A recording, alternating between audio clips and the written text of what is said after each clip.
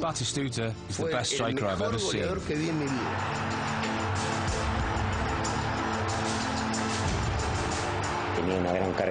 He had real faith and determination in himself, and those qualities made him very difficult to handle for opponents.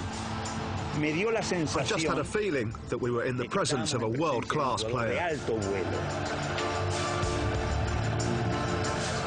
Argentinians should applaud him for what he achieved.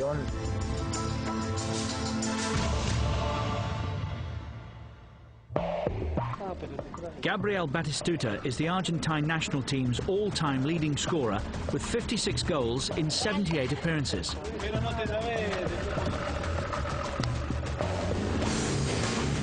His goals for both club and country earned him fame and fortune, and today he spends most of his time back home in Reconquista in the province of Santa Fe.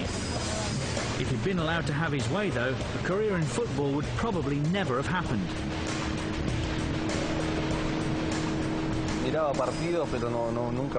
I used to watch games, but I was never that fanatical. It's not that I didn't like football. I liked playing it, but I wasn't certain of making a career from it as a player because I always had the fear of getting injured and having to quit studying or not being able to study what I wanted. Jorge Grifa is the man to whom Bati owes his career. His CV as a talent spotter includes Carlos Tevez and Fernando Gago, amongst others, but Batistuta is by far his biggest success to date. Grifa's determination eventually convinced the teenage Gabriel to take up the game.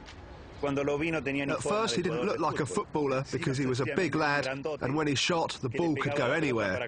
But he'd almost burst it because he struck it with such power. He didn't know how to head properly, he didn't have the typical physique of a footballer, but I thought, if we can get this big lad to fit in, he can produce the goods. Grifa's judgment was astute as Batistuta went on to earn the nickname Batigol for his ability to find the net regularly for both club and country. And thanks to perfecting that powerful shot, that was usually from outside the box. My story really begins when I was growing up here and I was in the local team. One day the Argentine national junior team had a friendly scheduled. I can't remember where exactly, and the match got postponed. Because they'd made the long journey from Buenos Aires, they quickly arranged a game for here. The man who became a legend in his country's blue and white stripes scored both in a 2-1 win that day, which impressed Grifa's spies. When he also performed well in a provincial youth final for Reconquista in Rosario, Grifa offered him the chance to join Newell's Old Boys. He said, no, I don't want to, and things like, I live a long way away, I've got to study. So I said to him, look, I'll give you the option of coming down to study for a year. He said no, because of this and that. So I said, I'm going to speak to your dad. Let's try and bring you down for a year. We'll let you study, and we'll put you up in the dorms of Newell's Old Boys. Let's take it from there and see what happens. Batistuta wasn't keen on leaving his roots. He was, and still is, a country boy, born in Avenida in the north of Santa Fe province, some 800 kilometers from the capital Buenos Aires.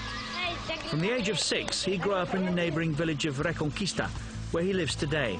So determined was Grifa to get his man, he sent a colleague to seal the deal.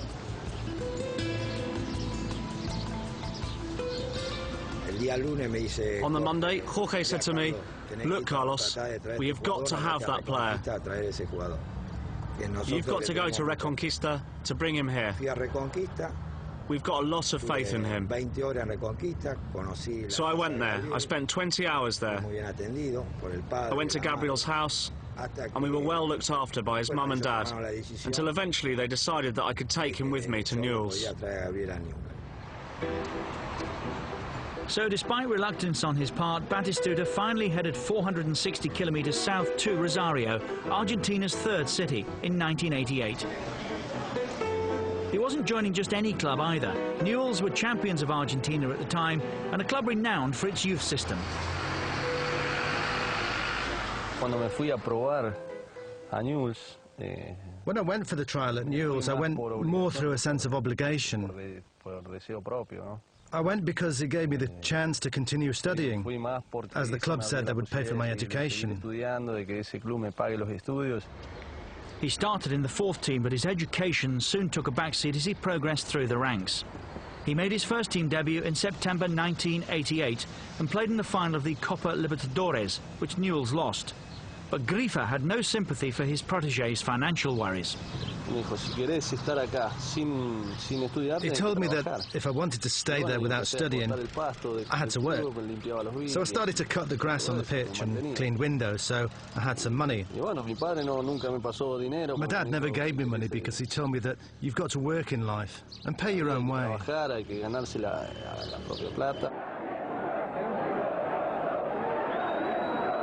It wasn't long before he was doing that as a professional for Newell's. Batistuta began to earn himself a reputation, and opponents regarded him as the man to mark.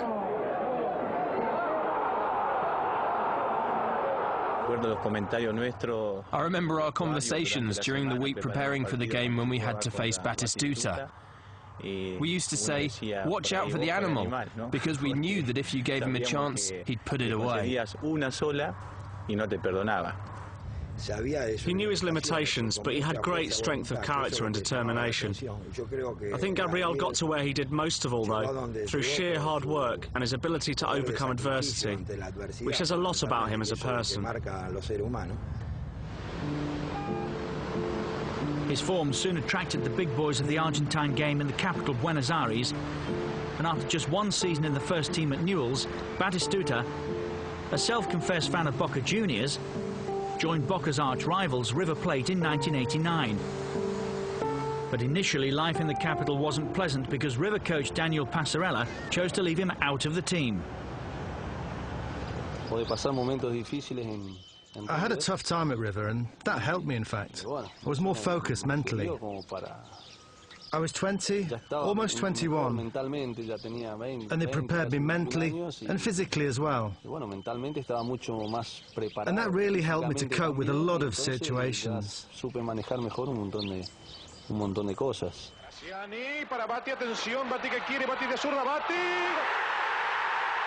Batistuta became frustrated, and he was on the verge of returning to Newell's until his beloved Boca stepped in with an offer.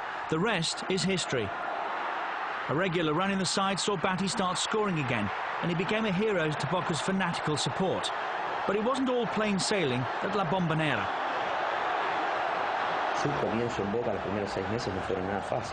When he joined Boca, the first 6 months were far from easy for him. He was in and out of the team, and when he did play, he didn't contribute anything. But that was understandable, because he didn't enjoy a run in the side and his confidence was low. It was easy to play alongside him, though. He was very practical and well aware of his strong points and weaknesses. He finished top scorer with 11 in the 1991 Clausura Championship to help Boca finish top. But they lost the title in a playoff to Newell's Old Boys, who'd won the Apertura. He developed an almost telepathic understanding with Diego Latorre, who usually acted as provider.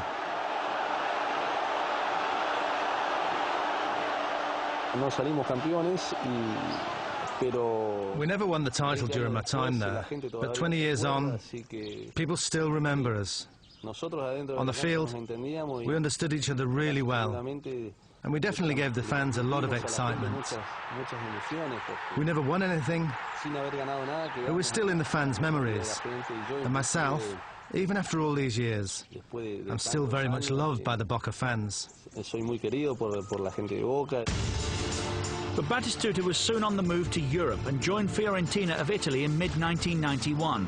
That was thanks to finishing that year's Copa America as the tournament's top scorer, with 6 as Argentina regained the title.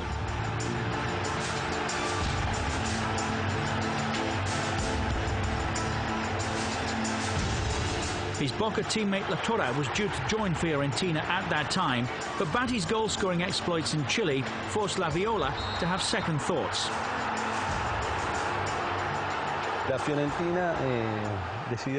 Fiorentina decided to change their minds. It wasn't Diego Latorre anymore, but Batistuta. I joined them first, and he stayed at Boca for another year. And then he joined me again. At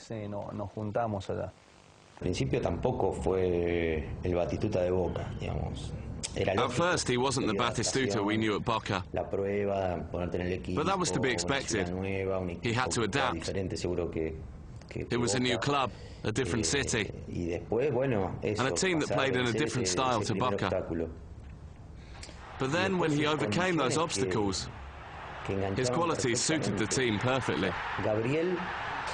One-on-one, Gabriel would punish you, and that is exactly what he did in Italian football.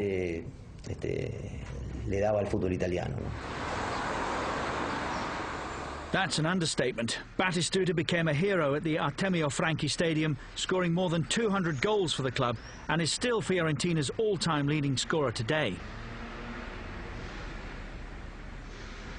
Gabriel was inspirational, a leader. He was a player who helped you win games. It was great to play alongside him, because he was great at losing his marker. When you looked up, he was clear of his marker. It was easy to set him up.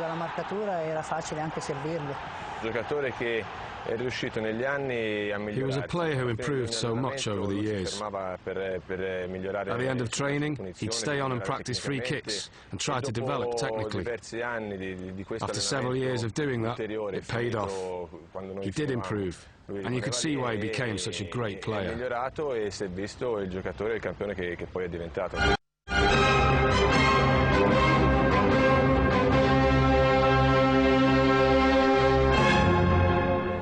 The city of Florence is home to Fiorentina, and his 26 goals during the 1994-95 campaign saw him finish top scorer in Serie A. In doing so, he created a record by scoring in 11 consecutive games. Previously, when La Viola were relegated to Serie B in 1993, everyone expected the Argentine to leave. He stayed, and his 16 goals the following campaign helped Fiorentina return to the top flight.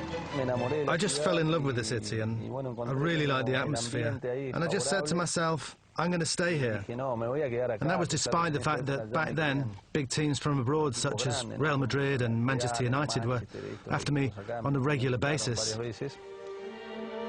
The fans loved him so much for his goals and outstanding loyalty that they built a life-size statue of him.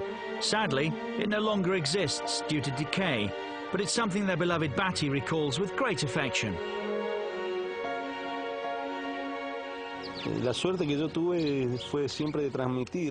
I was lucky enough to be able to get across in my performances what I felt for the team and my love for the city. And that really made the Fiorentina fans love me like crazy, and they built a statue of me in my honour. And they named a star after me as well, which I haven't seen yet. Every night I look to the sky, but I don't know which one it is.